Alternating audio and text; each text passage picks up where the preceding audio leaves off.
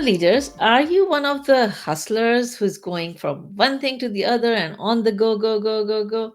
Seems like nowadays everybody is hustling and everybody is busy. Even our kids say, I'm too busy, there's no time.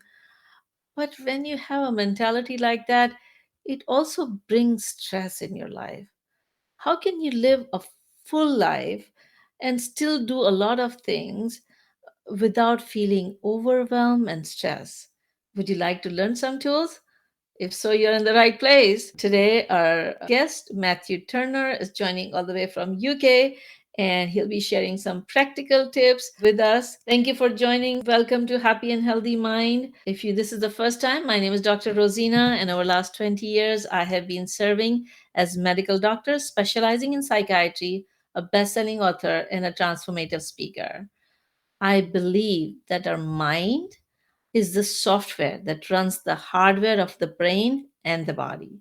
Therefore, I share practical tips for your mental fitness over here so you can live your best life without burnout, without unnecessary suffering. I advise that you consult with your healthcare professional for any treatment advice. But if you find this content helpful, then join our mission of eradicating preventable suffering and suicides by liking, subscribing, and sharing so more people can benefit and live happier and healthier life. So today our guest is Matthew Turner. Thank you, Matthew, for joining today. Dr. Rozina, thank you so much for inviting me on your show. It's a pleasure to be here. Thank you. So Matthew is a British author. He spent last few years interviewing over 300 entrepreneurs, experts and thought leaders about how they build successful businesses.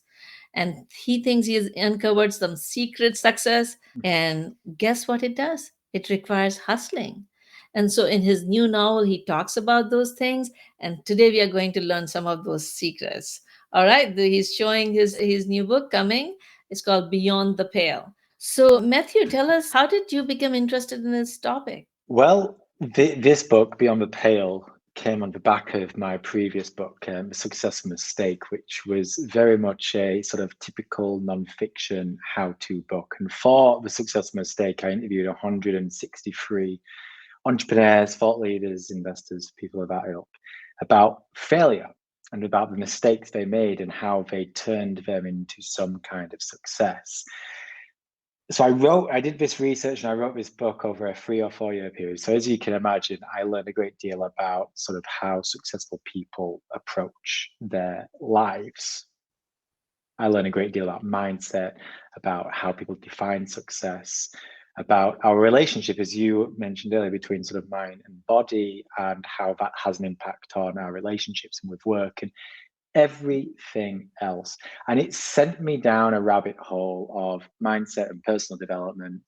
And I just started to really experiment a lot on myself. And I did a great deal. I improved a lot. I got really some good habits and I learned a great deal and I created courses on the back of it. But I found myself just constantly saying yes. I found myself spreading myself too thin, like a little bit of butter on a very large piece of toast. Just Making me constantly saying, hungry, Matthew.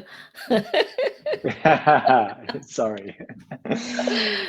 Just so I was just constantly saying yes to things. And I look back now and I realize that I wasn't really committing to any one thing. I was trying to be everything to everyone rather than something to someone. But at the time, I was just scared of saying no. I was scared of missing out on an opportunity, FOMO, fear of missing out. And I was just basically trying to do a bit of everything, write a book and then a second book and do a course and have coaching clients and one-on-one clients. And maybe I'll try speaking for a little while. Maybe I'll try this and that and the other. And all of this just led me not necessarily to burnout, but just the general feeling of feeling meh.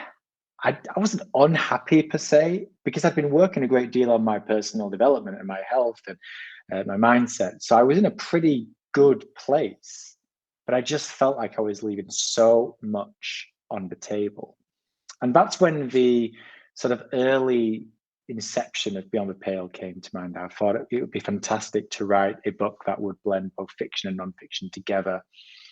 And the relationship, our relationship, society's relationship as a whole with that hustle mentality, always being connected. And then I learned I was going to be a father for the second time. Imogen was going to come to this world. It's strange. It's like 4 years ago now. Imogen is about 3.5. So the last 4 years have just gone by in a flash.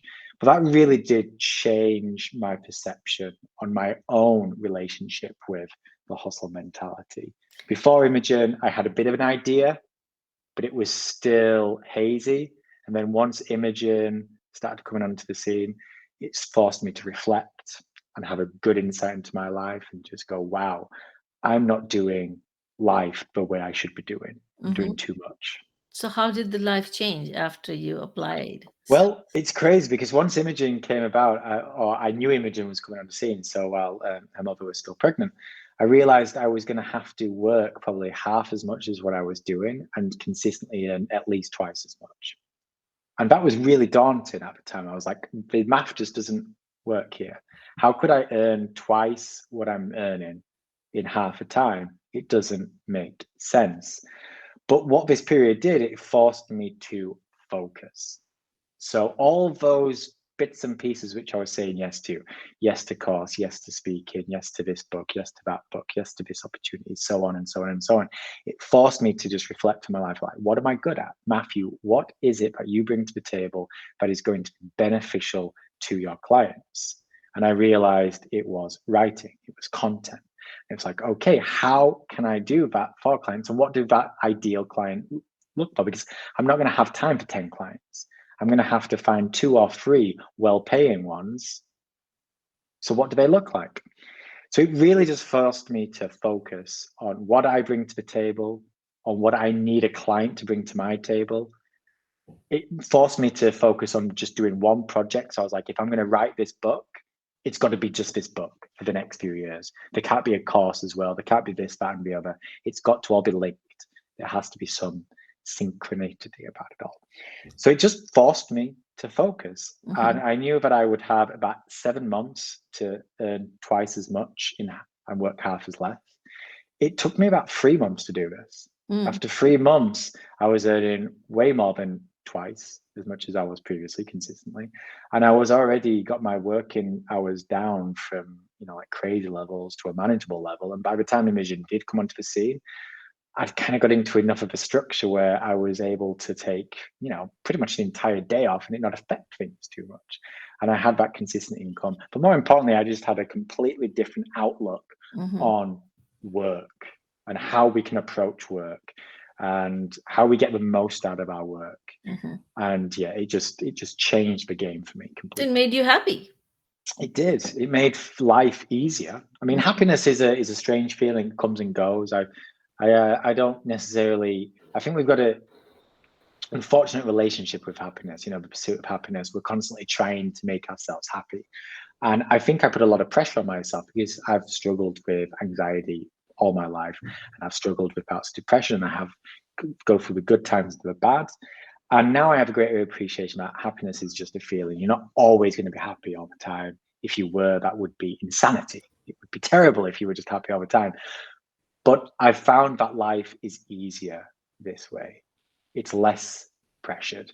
And it just allows you to take a step back and smell the roses. And some days that is happiness. Some days it's just satisfaction and being content. And those kind of things are good enough most of the time. Wonderful. Yeah. Like we always say that the normal mood fluctuation is important and normal. Some mood Mm, fluctuation is important and normal because exactly. if it is, too flat, then it's also abnormal. So Exactly. yeah. And but if it is go too much high or too much low, then that is a disorder too. So we want to have Yeah. this normal fluctuation. So, yeah, our audience would love to learn some of the tools that you have to teach us, that you have learned, these secrets. So, share some of those tools with us, please. Well, one of the biggest things I did during this period when I realized I was going to have to earn twice as much in half the time is I did this time audit. And what this is, I did it in a very simple way, just a spreadsheet. And I basically made a note of every single task, both in terms of my work, but also just like my own personal things, like going for a shower, cooking for meals, exercise, cleaning around the house, basically anything that I do pretty much every week. I made a list, just kind of like a list in one column. And then in another column, I basically guesstimated how often I would spend doing that task over a course of a week. So it was a rough estimation. I didn't do it in hours, I did it in minutes, because hours we can kind of get lost, but in minutes, it really forces you to be like, okay, how often do I spend showering? So I probably do it 10 minutes a day. So that's 70 minutes a week. Okay. So I would have showering 70 minutes. And I just kind of went through this for all the tasks that I do on average every single week. Personally, in terms of my relationship, in terms of cleaning around the house and other responsibilities, and my work. So after a while, I had this long list of tasks. I had this equally long list of estimated time for each one of those tasks. And then I started going through each one and giving them a kind of grade. So either a 50% grade, 75%, or 100%. 100% would be those things which are essential and are what I need to do and that require my full focus. So 100% task usually was work related rather than health related or personal related. But for me, it would be, for instance, like writing this book. No one else could do it. It requires my full focus. I need to be in a good mood. I need to be in a like a strong place, good mindset. That's like 100% task. A 75% task is something that needs to be done, although arguably not always by you. But it's something that doesn't necessarily need to be done when I'm at my best. It doesn't need my full focus. So check an email, for instance, doing a call with one of your team members, something that doesn't always need to be done at peak performance and oftentimes isn't something that needs to be done by you. You can delegate it. And I realized a lot of the things I was doing at home, like cleaning and cooking, and this, that, and the other, were 75% tasks. I could delegate them, I could give them over to someone else, or at least I could do them when I'm not at my best. And then a 50% task is anything that charges up your batteries. So it could be something as simple as, well, showering. If you take a lot of enjoyment from showering, just it's a relaxing thing. Sleep is a 50% task. Eating, exercise, journaling, having conversations and family time with your loved ones.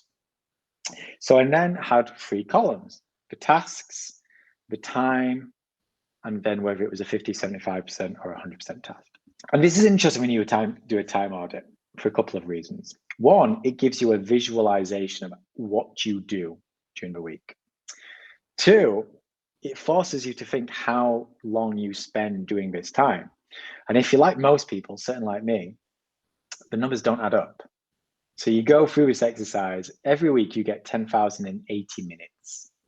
And when I did this, I was over 10,080 minutes. I think it was around about 12,000 minutes or something. I was like, well, that doesn't make sense because I only have 10,080 minutes. So it forces you to have a bit of an outlook, like forces you to look at your relationship with time. If you're over, well, I'm clearly doing too much. I'm saying yes to too many things because I've gone over. Secondly, though, it also gives you a visualization of how you're spending your time. You may look and go, I'm not doing nearly enough 50% tasks, or I'm doing far too many 75% tasks, or I'm doing far too many 100% tasks.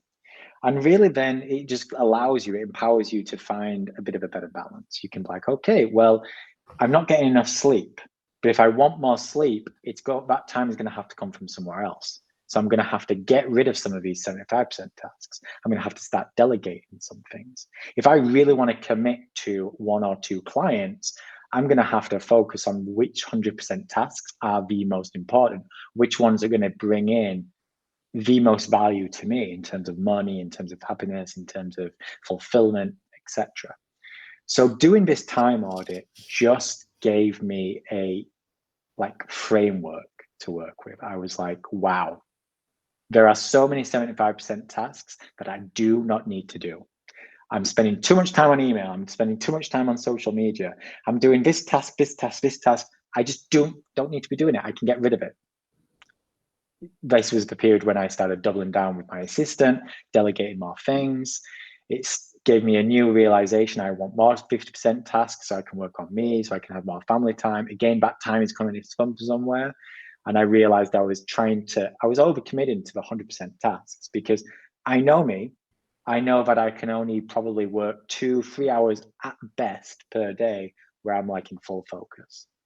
So if I'm trying to do 5 or 6 hours of 100% full focus tasks a day, it isn't going to work. So I had to be more selective with the work I was doing, more selective with which 100% tasks were the most important. And it was this that allowed me to earn more than twice what I was earning and start working half as much. It was this which allowed me to get into a good routine, make a more effective morning routine. So I was filling my own cup, mind, body, and spirit. It was this that allowed me to spend more time with my family and be more focused and more present when doing so. And it was this that forced me to hone in what I bring to the table. What is my best work? What someone is going to pay me for and that I'm going to be of value. And it was also this that allowed me to hone in and figure out who my ideal client was, how many of these ideal clients I could work with. And it's been an iterative process since then. It's evolved, it's constantly changing, it's not set in So you stone. keep on doing these time audits on and off, or just you did it first time? I did it first time. To be honest, I probably should do it more often. I think there's certainly value in maybe doing this every, maybe 6 months or a year. It's probably a good habit to get into. Yeah. It's tricky to do at times, when you've got a young family. But yeah, if I'm being honest, it's something I should probably do again soon, and probably something I should have done a couple of years ago, especially once kind of the pandemic started kicking in and lockdown, because it just changed life.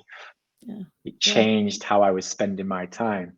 Yeah. But yeah, I suppose my sort of tip to anyone would be, if you're feeling a bit stuck, if you're feeling like things aren't quite working, like the pieces aren't piecing together, the numbers aren't quite adding up, doing a time audit like this isn't going to solve your problems. What it does is it gives you a firmer grip on what your actual reality is. It gives you an idea of what your perceived reality is, like what you perceive your relationship with time is and how you're doing these tasks.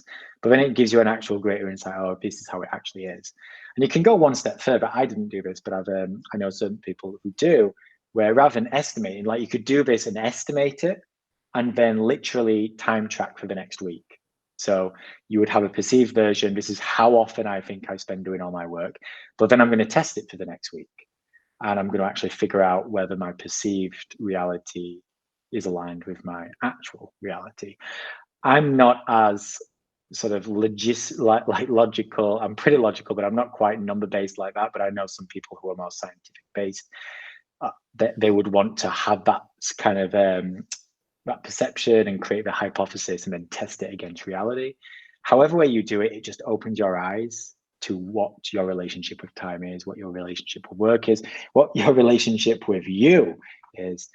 Once you know that, you can make real progress. You can start making the changes you need to make. That's wonderful. Wonderful technique. Does it take a lot of time? No, not at all. It was probably like a couple of hours. Yeah. And Mm-hmm. then I probably over the next few days kept looking at it, you know, because you think you get all the tasks in, but then you think of something. So yeah, I probably spent like a couple of hours at one afternoon just coming up with my tasks and estimating the time. And then same whether it's a 50, 75% or 100% task. And I reflected on it a little bit, journaled on it, made some observations, and started making some notes of like, okay, well, I don't like this about this time audit. Like, I'm spending too much time doing X, and I'm not spending enough time doing Y. And then I just allowed those thoughts to marinate over the next few days, and I would kind of come back to it, add a few tasks which I'd forgotten, add a few other observations. But the actual task itself only took like, two Yeah. couple of hours. We're getting some questions over here. So one of the question is, how to keep track. So when you are doing, do you carry this notepad everywhere, like, before, as you're going to shower, you're writing the time in and time out, or when you start cooking, how you carry the notebook all everywhere for that week to keep track of all the time that you're spending? If you wanted to track it, you could certainly do it in a notebook, but there are apps out there. You could do a spreadsheet. There's time tracking software. So if But then you you have to wanted to, carry it everywhere, right? Whatever you're doing. Otherwise, you forget where, or where those 2 hours or 3 hours went. You have no idea. yeah, it obviously depends on the work you're doing. I think if you do a lot of work on the laptop, there are apps out there, or you could just create a spreadsheet. And literally, yeah, that's kind of where, for me, I knew it wouldn't work. I'd maybe do it for the first day and then forget. Some people are more sort of scientific and rationally based than that. For How do me, just creating the perception and like what I estimated the time I spent was enough for me. you? Uh-huh. For you, you might be like, that just having a perceived version of reality isn't enough. I'd want to actually get a concrete scientific version for the next week, 2 weeks, month, whatever it might be.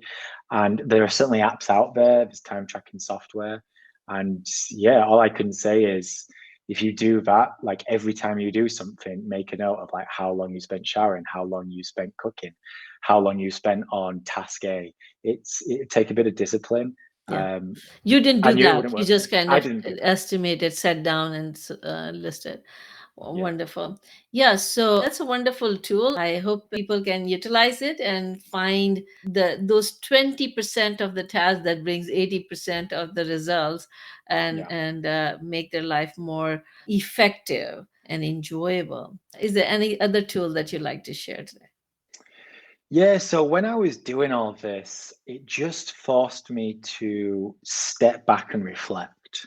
And I'd realized over the last year or so, I'd gone down this rabbit hole of personal development, learning about mindsets, learning about productivity, learning about habits, all these various things. And I was committed and trying all these different things. Things which were healthy for me, for a morning routine and doing all these different things like affirmations and everything that you kind of read about. And I was trying to do it all so I could see what works for me, so I could write about it, so I could add it to my course. So there was benefits to it. But during this period, I realized although I was acting in a reflective mode, I wasn't actually being in a reflective mode. I wasn't spending that much time just being still. I wasn't spending that much time just going for a walk for the sake of going for a walk because I can go for a walk. I was just constantly doing things. I was constantly being productive. I was constantly doing this, that, and the other, and not just being. So during this period, I really started to learn the true benefits of reflection. I started to, revisit my journal and using it for the right reasons, not as like a productivity tool, not for something that I could share on social media, but something that I could just write my own thoughts in. And if I wanted to share it on social media later as piece of content, I could. But if I wanted to keep that for me, that was also fine. So I just started to give myself permission to have a bit of me time, Mm-hmm. go for a walk, journal, meditate. And I'd tried all these things beforehand, but they felt like they were utilities. They felt like they were a means to an end. I was doing them so I could be happy. I was trying to constantly be in a state of, perfection. And you Whereas wanted to during, achieve something all the time. yes, I was like doing these productivity tools and hacks in order to achieve something. What I wanted to achieve, I have no idea. But I think that is the problem with personal development. We kind of get caught in that rabbit hole and we hear something that we love the sound of. So I'm like, I'm going to try that hack. And you do it so you can achieve something, so you can feel like you've achieved. But that defeats the purpose more often than not. Yeah. You So it focus so allowed, much on destination that you stop enjoying the journey. exactly. So during this period, I started just journaling for the sake of journaling. I started reflecting for the sake of reflecting. I stopped trying to meditate per se. Instead, I would just listen to some music and just focus on my breath for a few minutes, simply because it would allow me to slow my mind down and just be in peace. I didn't care whether I was any more calmer or whether my heartbeat was higher or lower. I was stopped trying to hack everything and understand everything. I just started doing these healthy things because they're healthy, Yeah, not yeah. because they were going to lead anywhere. And I started to just get a great deal more enjoyment out of them. I Wonderful. actually got a great deal more benefit out of them because I was doing them for the right reasons. I wasn't doing them so I could wear some badge. I was doing them because they were going to allow me to dive a little bit deeper within, which Wonderful. again gave me a completely new outlook in everything that I'd been learning. I'd kind of been learning about mindset, productivity, and habits, and all these Yeah. various things, but I wasn't necessarily understanding them. I understood Mm. them in a logical sense, but not on an emotional and in a real sense. But during this period, I started to appreciate them and understand them on a real sense, which allowed me to ultimately write this book because I was able to then get my thoughts out. It was more Wonderful. real.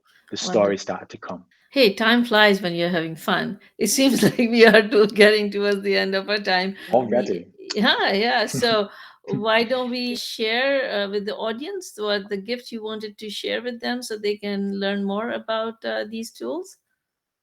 Well, it's an exciting time actually because on Monday coming up, 24th, no, sorry, Tuesday, the 24th, just a few days from now, is its official release. But right now, you can go to the book's website, beyondbook.co, and download a free sample of this book to get a feel for whether it's right for you. It's a fable, a little bit like The Alchemist and The Go Giver. It's a fictional novel, but it's got those non-fiction elements where I've interviewed real people. So it's a book that is probably one you're not used to doing too often, if I'm being honest. You know, you're probably not used to reading a book like this all that often. So I recommend you to go to beyondbook.co, download that free sample, and get a feel for whether it is or is not the one you need. Wonderful. Thank you so much for your gift. And as usual, all these gifts are hosted on happyandhealthymind.com. So at any time you want to get these gifts, visit there and you can download all these gifts, as well as you can get these reminders and resources link by texting joyful to 38470. This number is only for people in US, so if you're outside US, go ahead and download it from the website happyandhealthymind.com. So here time for special. So for special today, I wanted to share concern, an issue that one of my patients brought last week. So she was feeling very overwhelmed with the decision making, and she needed to make a decision about if she should move or not move. She felt like she always made bad decision and she was afraid of making the wrong decision, and so it was really taking away her confidence of making decision, and was making her feel overwhelmed. And so I discussed with her technique, and that really helped her, brought the spark on her face, and she felt really good, and she said, yeah, that makes sense, this is going to help me. So I thought I'll share with the audience today. Would you like to learn? I would. All right. So I call it, for lack of a better word, I started calling it confident decision making technique, right? And it has 3 steps. So basically what was happening with this patient was that she was in between jobs, and she had to leave the place that she was living, which was rental, and they wanted to sell the place, and she needed to get another place. So instead of getting another place in the area, she was thinking, what if I move to another state? Now if she moves to another state, then she was overwhelmed with thinking, okay, then I'll have to find another job, and another new doctors and friends, and all the setup that she had. So it was a big decision, and she was feeling overwhelmed. I said, like, why are you having difficulty? And she said, I made so many bad decisions. I always make bad decisions. I'm not sure if I can make the right decision. And I said, is that true? Why do you think you always make bad decisions?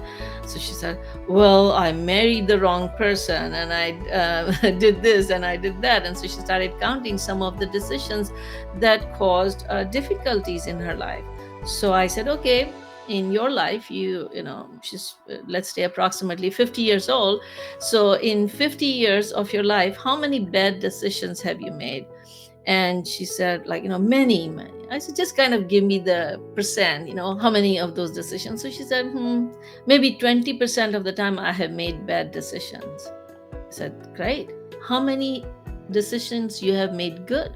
And she said, well, I don't make good decisions. But I said, like, there must be some decisions that you made, they were good. You survived. So she said, yeah, I survived an abusive relationship. I got the job. I completed school. I got this place.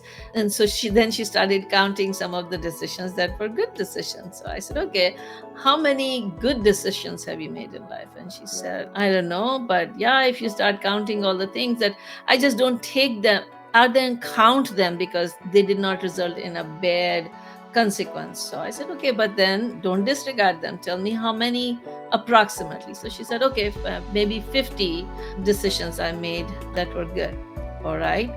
And so then we said, okay, 20% of the time you made bad decisions, 30% of, or 50% of the time you made good decisions, and the rest of the 30% of the time the decisions were neutral, not good, not bad. I said, how much time you are spending on the decisions that you made bad decisions? And she was spending 100% of the time, 100% of the focus on wrong decisions that she made in life. And therefore, she was losing all the confidence.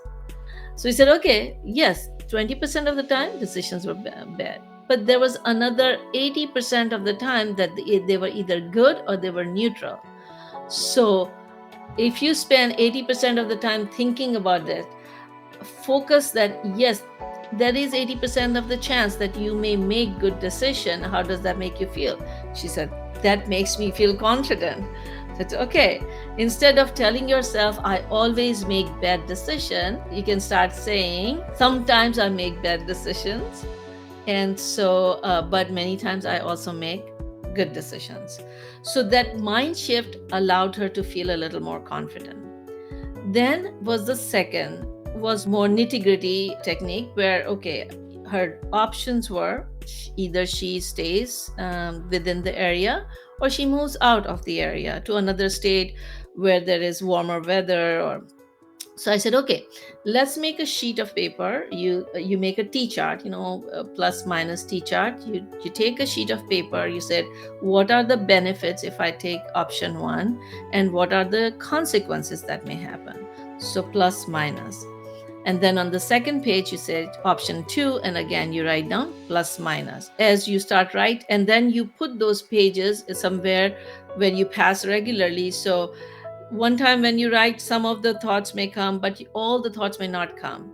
So next day you're walking by, oh, this would be the benefit of if I move, or if I don't, or this can be the consequence of this. And so we went over some of the positives and negatives of either option of the decision. And the third thing that you can bring in is the concept of 10 10 10. So I was just reading the book 10 10 10 by Julie Welch. Have you read that? It's yeah. So she kind of in her life she came up with this tool when she had to make a big decision, and it's been used by a lot of people, benefited from that. So the question you ask is, what would be the consequence or after effect of this decision in 10 minutes, 10 months, and 10 years? So like immediate, intermediate, and long term. So for my patient, if she would make a decision about staying in the area, there was immediate benefit that she didn't have to look for, her doctors or her friend, her networks where she can engage in. So that was an immediate benefit of staying in the area. What would happen in 10 months? Well, I'll be still in the same area where I don't want to stay. So then then she said, I would start feeling uncomfortable. What would happen in 10 years? When 10 years, I would be really unhappy that I didn't make a decision, and then I would make this decision later on in my life. So that really helped her make a decision that she felt confident that although immediately she would have to go through some difficult steps, but in the long run, the decision to move would benefit her. And so it allowed her to, doing these three steps allowed her to make a decision that she felt confident. So step number one was to shift the mindset from negative, I make bad decisions, to I also make good decisions based on the information I had this time. And then she did positive, negative T chart of each option, and then thought about immediate, intermediate, and long term consequence of whichever decision she does. And so then at the end, she was able to say, based on the information I have at this time, the best decision is, and therefore I choose to. So that is what I would recommend, that if you guys are going through some decisions and you're finding that it is hard for you to feel confident about it, going through this technique may help. So what do you think about that, Matthew? That is interesting. I like it a lot. Yeah, makes a lot of sense. Thank you for sharing that. Decision making is so important. So, Yeah. yeah, And we are we can learn making to the make better decisions. ones. And we are making the decisions all the time. Indeed. So on that note, let me say stay safe and healthy. Till next time, Dr. Rosina, and thank you, Matthew, for joining. Thank you very much. It's been a pleasure.